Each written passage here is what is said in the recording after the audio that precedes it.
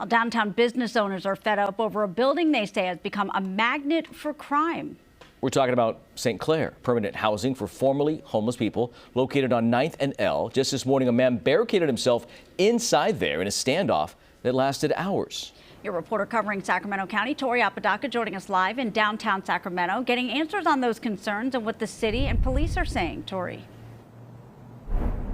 That building, Saint Clare, is ran by Mercy Housing, and it does have caseworkers and other resources for the homeless who are living there. But many business owners and people who live here in downtown say it's not enough. So when you see these folks suffering on the street, it's like, you know, you wish you could allocate the dollars that do exist in a smarter way. A call for more services for the homeless to mitigate the number of calls to the Sacramento Police Department. They spent so much money on renovating this historic property that they don't have a lot of capital left over for the services. We want to solve this problem. Downtown developer John Vignoki says the former Capitol Park Hotel turned permanent supportive housing for the homeless has been a nuisance since it opened in 2024. The data he got from Sac PD reveals that about 10% of calls in the J, K, and L corridor of downtown between 7th and 13th Streets came from the building in the first half of 2025, about 3 to 4 times more than other businesses in that area, like the 7-Eleven on J Street.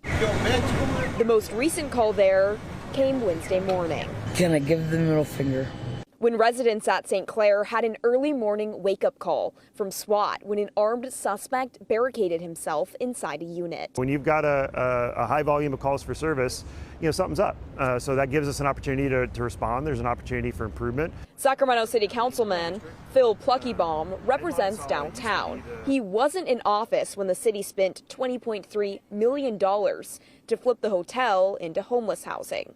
But he's suggesting solutions, more resources for dispute resolution, crisis and trauma counseling, and services for people's pets. Maybe summertime being warm, needing less clothes.